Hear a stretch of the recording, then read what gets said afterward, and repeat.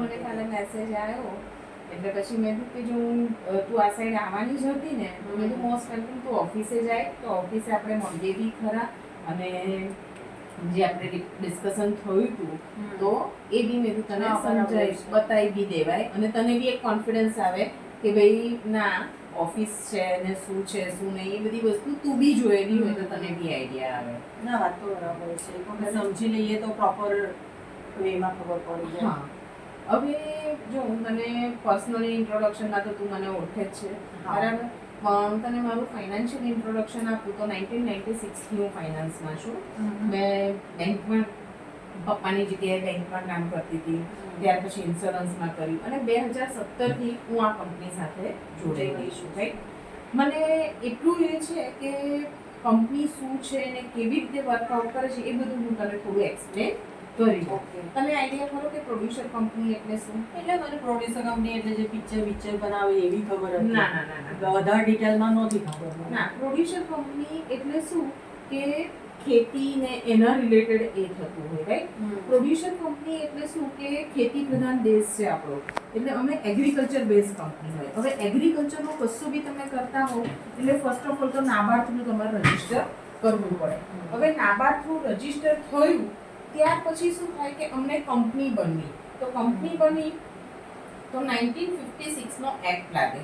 આ company act છે, જે એક્ટથી બધી જ company private limited public limited બધી કંપનીઓ આ એક્ટથી બને છે. રાઈટ, હવે આ એક્ટથી અમારી કંપની બી બની. પ્રોડ્યુસર કંપની વર્ષોથી બનેલી જ છે, પણ અત્યાર સુધી શું હતું કે પ્રોડ્યુસર કંપની લખવું કમ્પલસરી નહોતું અને પ્રોડ્યુસર કંપનીના રૂલ્સ રેગ્યુલેશન ફોલો કરવા કમ્પલસરી નહોતા. 2013-14 પછી શું થયું કે પ્રોડ્યુસર કંપની લખવું બી કમ્પલસરી થઈ ગયું અને પ્રોડ્યુસર કંપનીના રૂલ્સ રેગ્યુલેશન ફોલો કરવા બી કમ્પલસરી થઈ ગયા. રીઝન શું છે કે ફોર એક્ઝામ્પલ આપણે લોકો તો ગામમાં રહેતા હતા, પહેલા આપણા જે બધા ફ્રેન્ડ્સ હતા એમના ફાધર જે હતા એ લોકોની જે ખેતી હતી ને એ લોકોએ બી ખેતીમાં જ ઝંપલાવી, બરાબર. પણ આજનો સિનેરિયો તું જોઈશ ને તો શું છે કે જે લોકો ખેતી કરે છે એમના છોકરાઓ ખેતી નથી કરતા. ખેતી નથી કરતા. કેમ? હવે ખેડૂતના છોકરાઓ શું કરી રહ્યા છે કે એજ્યુકેશન લઈ અને બહાર નીકળી ગયા છે, ખેતી નથી કરતા. બીજું શું કરે કે જમીન વેચી અને એ લોકો કોઈ બિઝનેસ કરે છે, કાં તો ફોરેન જતા રહે છે અને કશું જ ના થાય તો કન્સ્ટ્રક્શન કરે છે. હવે જો આપણા દેશ પાસે જે મેઇન મૂડી કહેવાય, આપણા દેશમાં એવું કહેવાય છે કે આપણો દેશ ખેતી પ્રધાન દેશ છે, બરાબર.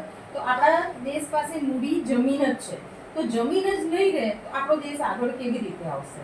રાઈટ, તો અત્યાર સુધીના સિનારીઓમાં શું છે, તું કોઈ બી ખેડૂતને પૂછીશ તો હવે ખેડૂત એવું કહેશે કે જમીનમાં કશું જ મળતું નથી, ખેતીમાં કંઈ કમાવાનું નથી. પણ એનું રીઝન શું છે? એનું રીઝન એક જ છે કે અત્યાર સુધીમાં જે માલ આપતા હતા, આજે તે ઉત્પાદન કર્યું, તું ઉત્પાદન કરીને ક્યાં આપે? એપીએમસી, બરાબર. એપીએમસી થી હોલસેલર, હોલસેલર થી રિટેલર, ધેન કસ્ટમર. એટલે 50 રૂપિયાની વસ્તુ મારી પાસે આવતા 80 થી 90 રૂપિયા થઈ જાય છે. રાઈટ, હવે ત્યાં આગળ સૌથી વધારે મહેનત કોણ કરે છે? તો ફાર્મર. એને 24/7 ની જોબ હોય છે અને સૌથી વધારે મોંઘવારી કોણ એ કરે છે? પબ્લિક, અમે લોકો. કેમ કે અમારે ખાવા પીવાની વસ્તુ વગર તો ચાલવાનું જ નથી. રાઈટ, તો અત્યારે ખેડૂતને પ્રમોટ કરવો હોય, ખેડૂતને પ્રોત્સાહન આપવું હોય કે ભાઈ આ રીતનું છે તો અમે શું કરીએ, તો ત્યાં આગળ અમે શું કરીશું કે ખેડૂતને એ કરીશું. 2 મિનિટ ચા પીસ ને? હા, તો એક મોરી ચા. અને એ લોકો શું કરીએ છે કે ખેડૂતને પ્રમોટ કરીએ છીએ કે તમને જે એપીએમસીમાં ને એમાં પૈસા આપો છો એના કરતાં તમને 2 પૈસા અહીંયા વધારે મળશે. રાઈટ, હવે તને પ્રોફિટ થશે તો બટ ઓબ્વિયસ છે કે તું ઓટોમેટિક મારી સાથે જોઈન થઈશ. એટલે એઝ અ પ્રોડ્યુસર કંપની હું શું કરીશ કે તારી પાસેથી ડાયરેક્ટ કનેક્ટ કરીશ અને તું મારી સાથે કેમ જોઈન થઈશ કે તું એપીએમસીમાં ફોર એક્ઝામ્પલ 50 રૂપિયા કિલો કોઈ વસ્તુ આપે છે તો ત્યાં આગળ પર કેજી હું 1 રૂપિયો વધારે આપીશ તને. રાઈટ, બીજી વસ્તુ કે ત્યાં આગળ તને જે ટ્રાન્સપોર્ટેશન હોય, તમે લોકો ટ્રેક્ટર, ટ્રક કે ટેમ્પો કે કંઈક બી કરીને તમે એપીએમસીમાં માલ આપવા જાઓ છો, તો ત્યાં આગળ જે માલ આપવા જાઓ છો એનો એક્સપેન્સ કોણ લેશે? તો કે ખેડૂતે કરવાનો હોય છે. જ્યારે અમારે શું છે, તમારે કંપનીને ખાલી ઇન્ફોર્મ કરવાનું, ટ્રાન્સપોર્ટેશન કંપનીનું લાગશે. તો ત્યાં આગળ બી ત્યાં પૈસા બચશે કંપનીના, અરે ખેડૂતના, રાઈટ? પછી બીજું શું થાય કે એપીએમસી માં તમે માલ આપ્યો એટલે એપીએમસી વાળા એ પૈસા તમને 3 મહિનાની ક્રેડિટ આપે છે, અને 3 થી 4 મહિના થઈ જ જાય છે. બરાબર. હવે ત્યાં સુધીને ખેડૂતને જરૂર પડશે એટલે ખેડૂત શું કરશે, તમારા મારા જેવા કોઈક ને કોઈક પાસેથી ઉછીના પૈસા લાવશે. હવે હું તને આપીશ તો હું દર વખતે તો એમને એમ આપું નહીં, એટલે હું તારી પાસે એક્સ અમાઉન્ટનું વ્યાજ લઈશ. એટલે જ્યારે 4 મહિના 3 મહિના 4 મહિના પછી જ્યારે ખેડૂત પાસે પૈસા આવે છે તો અડધા ઉપર તો એને વ્યાજમાં આપવાના જ જતા રહે છે, રાઈટ? તો એ આપવાના જતા રહે એની જગ્યાએ અમે લોકો શું કરે છે, એઝ અ કંપની અમે એમને 25 દિવસમાં પૈસા આપી દે છે. એટલે એને શું કોઈ પાસેથી વ્યાજે પૈસા લેવા ના પડે કે કોઈ પાસે એ કરવું ના પડે. આ છે producer company, right? All over ઇન્ડિયામાં પ્રોડ્યુસર કંપની આમ તો 800 છે, પણ દરેક જગ્યાએ શું હોય કે ડોક્યુમેન્ટની રિક્વાયરમેન્ટ. ફોર એક્ઝામ્પલ કે આજે 4 વ્હીલરના લાયસન્સ માટે બધા જ એલિજિબલ થઈ જાય, પણ જ્યાં સુધી તમે ટેસ્ટ ડ્રાઈવ ના આપો ત્યાં સુધી તમને લાયસન્સ ના મળે. એવી રીતે પ્રોડ્યુસર કંપની બધી બહુ છે, પણ જ્યાં ડોક્યુમેન્ટેશન કમ્પ્લીટ કરવાના આવે તો એવા ડોક્યુમેન્ટેશન જે કમ્પ્લીટ કરે છે એ 400 જ કંપની છે, રાઈટ? તો એમાં હું તને લાઈવ એક્ઝામ્પલ આપું કે આ બધું તને એવું થશે કે શું આ બધી વસ્તુ તો બધા કહે છે કે છે, પણ તને લાઈવ એક્ઝામ્પલ આપું. 2013-14 પછી પ્રોડ્યુસર કંપનીમાં મોટી કોણ આવે તો ટાટા, રિલાયન્સ, બજાજ, પતંજલિ, અમૂલ, આ બધી પ્રોડ્યુસર કંપની આવે. હવે તું જો 2013-14 પછી ટાટા ઓલરેડી રિટેલમાં તો હતી જ, તો બી તું જો Starbucks coffee shop, Zudio, star બજાર, Croma, westside, Tanishq, hotel ginger, આ બધા ટાટાના અલગ અલગ સેક્ટર્સ છે, રાઈટ? હવે આ બધા સેક્ટર્સ અલગ અલગ કર્યા. રિલાયન્સ ટ્રેન્ડ, રિલાયન્સ જીઓનો સિમ કાર્ડ, જીઓના મોબાઈલ, રિલાયન્સ ગેલેરી, આ બધા અલગ અલગ ટાટાના. અમૂલ, બરોડા ડેરી, પંચમહાલ ડેરી, મહારાષ્ટ્ર, એટલે મીન્સ આવી રીતે અલગ અલગ તો ઓલ ઓવર ઇન્ડિયામાં અમૂલ થઈ ગયું છે.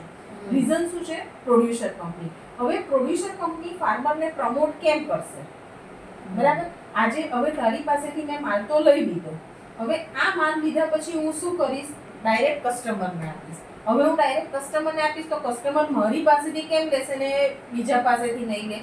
તેને 2 પૈસાનો ફાયદો થશે. તો ત્યાં ગવર્મેન્ટે શું કહ્યું છે કે એઝ અ પ્રોડ્યુસર કંપની હું ડાયરેક્ટ જ્યારે કસ્ટમરને આપું છું તો ત્યાં આગળ મને પ્રોફિટ માર્જિન 10 થી 15 રૂપિયા જ લગાવવાનું. હવે એ 10 થી 15 રૂપિયાનો જે પ્રોફિટ માર્જિન લગાવું, ધેટ મીન્સ કે 50 રૂપિયાની વસ્તુ મેં તને એઝ અ પ્રોડ્યુસર કંપની 51 રૂપિયા પર કેજી 1 રૂપિયો વધારે આપ્યો. ટ્રાન્સપોર્ટેશનનો ખર્ચો તારો બચ્યો.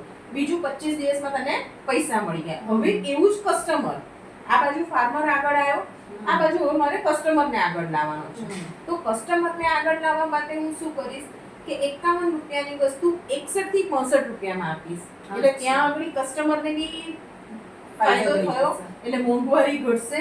એટલે આ બાજુ કસ્ટમરને મોંઘવારી ઘટશે, આ બાજુ ફાર્મરને. હવે 10 થી 15 રૂપિયામાં એઝ અ કંપની મારે માર્કેટિંગ કરવાનું, એમ્પ્લોયી રાખવાના, ગોડાઉન રાખવાના, પેકિંગ કરાવવાનું, બધું જ મારે કરવાનું. તો 10 થી 15 રૂપિયામાં મને કોઈ ફાયદો થાય નહીં. તો એ 10 થી 15 રૂપિયામાં મને ફાયદો નહીં થાય તો એઝ અ પ્રોડ્યુસર કંપની હું બી કેમ કરીશ?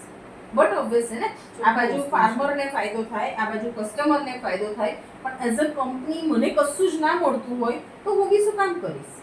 તો ગવર્મેન્ટે ત્યાં આગળ કંપનીને એ કહ્યું છે કે પર સેક્ટર 100 કરોડનું ટર્નઓવર થશે ત્યાં સુધીને ટેક્સ 0 લાગશે. રાઈટ? તું જો આ જે બી મેં કંપનીઓના તને નામ કહ્યા 2013-14 પછી અલગ અલગ સેક્ટર્સ આવ્યા, સેક્ટર્સ આવતા એનું